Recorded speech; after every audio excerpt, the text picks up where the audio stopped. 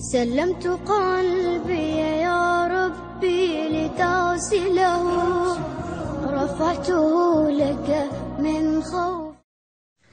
خطا کار سے درگزر کرنے والی یہ تصویر بھی بڑی خوبصورت ہے.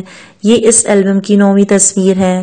قریش صلح حدیبیہ کا معاہدہ توڑ چکے تھے اور حضور صلی اللہ علیہ وآلہ وسلم خاموشی سے فتح مکہ کی تیاریاں کر رہے تھے کہ حضرت حاتب رضی اللہ تعالیٰ عنہ نے سوچا کہ مکہ کے سارے لوگوں کے با اثر رشتہ دار مدینہ میں ہیں جو ان کو بچا لیں گے.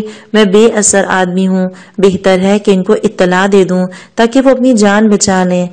حضور صلی اللہ علیہ وآلہ وسلم کی کامیابی تو ہے ہی یقینی، اس اطلاع سے کیا نقصان پہنچے گا. چنانچہ انہوں نے ایک عورت کو خط دے کر مکہ روانہ کیا.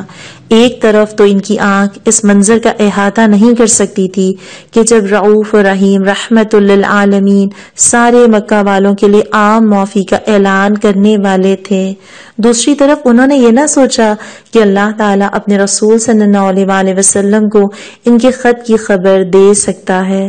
اللہ کے نبی صلی اللہ علیہ وآلہ وسلم کو وحی کے ذریعے اطلاع ملی. قاصد روانہ کیا گیا، عورت پکڑی گئی اور خط نکل آیا.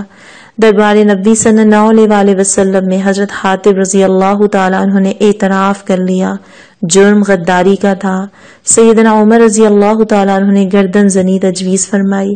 رؤوف و رحیم شخصیت آپ صلی اللہ علیہ وآلہ وسلم نے حضرت حاتب رضی اللہ تعالیٰ عنہ کا اتنا سنگین جرم معاف کر دیا.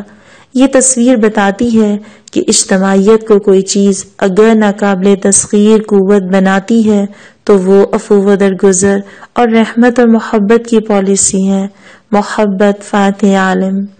اب اس تصویر کو سامنے رکھ کر ذرا اپنا ایک دوسرے کے ساتھ برتاؤ تو دیکھیں، اپنے لیڈرز کا برتاؤ.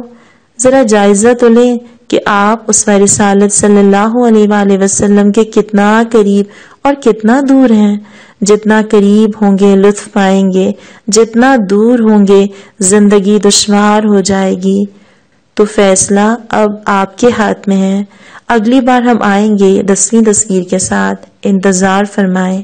ان قیمتی تصاویر کو عام کرنے کے لیے like and subscribe our channel. رفعته لك من خوفي